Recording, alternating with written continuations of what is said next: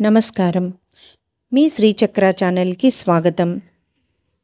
మేము అందిస్తున్న ఈ గ్రామదేవతల ఎపిసోడ్స్ మీరందరూ ఆదరిస్తున్నందుకు మీకు ధన్యవాదాలు. మీకు మా ఛానల్ నచ్చితే కనుక లైక్ చేయండి, తప్పకుండా సబ్స్క్రైబ్ చేసుకోండి, షేర్ చేయండి. గ్రామదేవతలలో మనం ఈరోజు చెప్పుకుంటున్న తల్లి పేరు మహంకాళమ్మ తల్లి. ప్రతి స్త్రీని ఆ తల్లితో పోలుస్తారు. ఆడది అమ్మలా ఎంత అమృతం కురిపిస్తుందో అదే స్త్రీమూర్తి అపర కాళిక అన్యాయాన్ని ఖండిస్తుంది. అందరి తల్లుల్లో కాళికా స్వరూపము తప్పకుండా ఉంటుంది.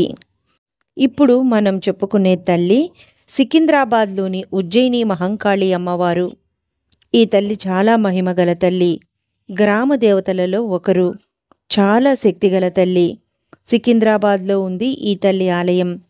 మొదట ఈ ప్రాంతమంతా ఈ తల్లి ఆలయం తప్ప ఇంకేం ఉండేది కాదు. తర్వాత రాను రాను ఆ తల్లి చుట్టూ జనావాసాలు పెరిగి చాలా రద్దీ ప్రాంతంగా మారిపోయింది. హిందూ మతంలో ఈ తల్లికి ప్రత్యేక స్థానం ఉంది. పార్వతీమాతనే ఇంకో స్వరూపమే ఈ తల్లి కాళిక. ఈ తల్లిని ఆది పరాశక్తి అని, దుర్గామాత అని, పార్వతీదేవి అని, మహాకాళి అని, భద్రకాళి అని, శక్తి అని ఇలా అనేక పేర్లతో పిలుస్తారు. ఈ తల్లి ఆలయం అతి పురాతనమైనది. తెలంగాణలోని సికింద్రాబాద్లో జనరల్ బజార్లో నెలకొని ఉంది ఈ తల్లి ఆలయం. ఇక్కడ కథనం ప్రకారం 1813లో నగరంలో కలరా వచ్చిందిట. ఎంతోమంది ఈ వ్యాధి బారిన పడి మరణించారు. అప్పట్లో కలరా ప్రాణాంతక వ్యాధిగా ఉండేది. ప్రజలప్పుడు చాలా బాధలు పడ్డారని చెప్తారు. అలాంటి సమయంలోనే మిలిటరీ బెటాలియన్ బ్యాచ్ ఒకటి సికింద్రాబాద్ నుండి మధ్యప్రదేశ్కి బదిలీ చేయబడిందిట. ఆ బ్యాచ్లోని సురిటి అప్పయ్య అనే ఒకతను మిలిటరీలో పనిచేసేవారు. ఆయన ఉజ్జయిని వెళ్ళినప్పుడు అక్కడ ఉజ్జయినిలోని మహంకాళి అమ్మవారి ఆలయానికి వెళ్ళటం జరిగింది. ఆ తల్లి దర్శనంతో ఆయన పరమానంద భరితుడై ఆ తల్లిని తమ ఊరిలో కలరా తగ్గిస్తే మా ఊరిలో నీకు ఆలయం నిర్మిస్తానని మొక్కుకున్నారట. తర్వాత ఆయన తన స్వస్థలానికి తిరిగి వచ్చారు. కొంతకాలానికి కలరా తగ్గిందిట.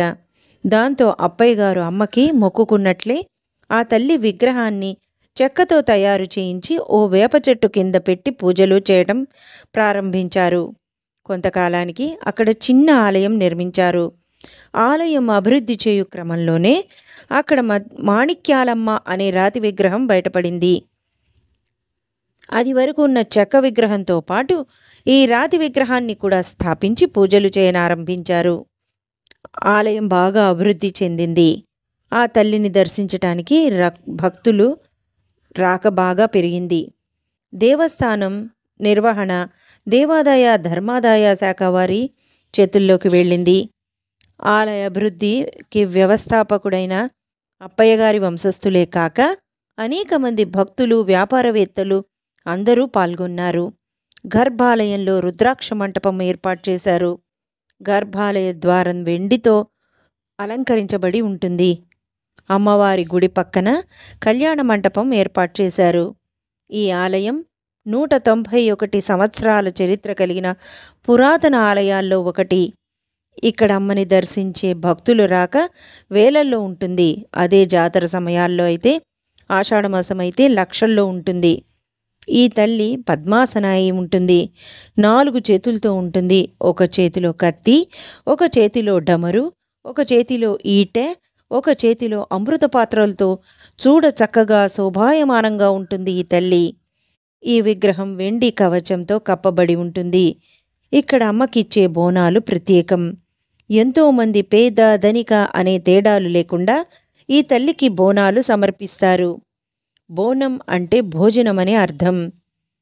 ఆ తల్లికి జరిగే జాతరలతో చుట్టుపక్కల రాష్ట్రాల వారే కాక ఎంతోమంది పాల్గొంటారు. అత్యంత వైభవంగా ఈ జాతరలు నిర్వహిస్తారు. ఈ ఆలయం ప్రత్యేకంగా బోనాల పండగకి ప్రసిద్ధి. ఇక్కడ జరిగే భవిష్యవాణి కార్యక్రమంలో ప్రభుత్వాలు కూడా పాల్గొనటం ఇక్కడ ప్రత్యేకత. ఇక్కడ బోనాలతో పాటు అమ్మవారికి ఒడిబియ్యం కూడా సమర్పిస్తారు. ఈ ఆలయం ఆషాఢమాసం బోనాలు అంటే మామూలుగా జరగవు, అంగరంగ వైభవంగా అత్యంత ప్రతిష్టాత్మకంగా నిర్వహిస్తారు. ఇక్కడ పోతురాజు వేషం వేసి ఆ జాతరలో పాల్గొనేవారు రకరకాల పోతురాజు వేషాలతో ఆ జాతరలో పాల్గొని అందరినీ అలరిస్తారు. ఆ తల్లి జాతర బోనాలు జరుగు సమయంలో మనం చూడాలే కానీ మాటల్లో చెప్పడానికి మాటలే సరిపోవు. ఒళ్ళు రోమాంచితమై పులకించి ఆ తల్లి భక్తితో మునిగి తేల్తాము. అంత వైభవంగా ఉంటుంది.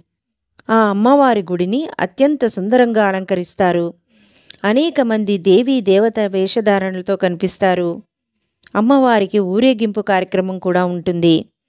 2014లో బోనాల పండుగను తెలంగాణ రాష్ట్ర ప్రభుత్వం రాష్ట్ర పండగగా ప్రకటించింది. దీనిలో డప్పులు చప్పుళ్ళు, శివశక్తులు, పూనకాలు, వీరంగాలు, అనేక రకరకాల విన్యాసాలతో ఆ జాతర హోరెత్తుతుంది. ఈ మహంకాళీ దేవతకే కాక అనేక గ్రామాల్లో ఉన్న ఇతర దేవతలకి కూడా బోనాలు సమర్పిస్తారు. ఆషాఢమాసంలో బోనం అంటే భోజనం అని అర్థం. ఆ తల్లిని ఆషాఢమాసంలో తమ ఇంటికొచ్చే ఆడపడుచుగా భావించి పసుపు కుంకాలు, గాజులు, చీరలు, పళ్ళు, సారెలతో పాటు మంచి భోజనం పెట్టి గౌరవిస్తారు. అలా గౌరవించటం మన సాంప్రదాయంగా భావిస్తారు. అలా అన్నీ సమర్పించి తమని, తమ పిల్లాపాపల్ని, తమ వంశాల్ని అన్నీ చల్లగా చూడమని తల్లిని కోరుకుంటారు. ప్రకృతి మాత పార్వతి. పార్వతీదేవి ఇంకో రూపమే మహంకాళి. ప్రకృతి ప్రకోపిస్తే సర్వం నాశనమే. అందుకే అలాంటి అవాంతరాలు ఏం రాకుండా సర్వులను చల్లగా చూడమని అభ్యర్థించటమే ఈ జాతర యొక్క అర్థం. ఈ జాతరలో పాల్గొని చూసిన వారికి చూసినంత. ఆ తల్లిని దర్శించి మనసారా ఆరాధించి భక్తితో సేవిద్దాం రండి. ఆ తల్లి శుభాశీస్సులు అందరి యందు ఉండుగాక. జై జై మహంకాళమ్మ తల్లికి. దండాలు అమ్మోరు తల్లికి. మళ్ళీ ఇంకో ఎపిసోడ్లో ఇంకో తల్లి గురించి చెప్పుకుందాం. మా ఛానల్ని సబ్స్క్రైబ్ తప్పకుండా చేసుకోండి. మా ఇతర వీడియోస్ కోసం కింద ఉన్న డిస్క్రిప్షన్లో వివరించాం. ఒకసారి వాటిని కూడా చూసి మీకు నచ్చితే కనుక లైక్ చేయండి, షేర్ చేయండి. హరి ఓం.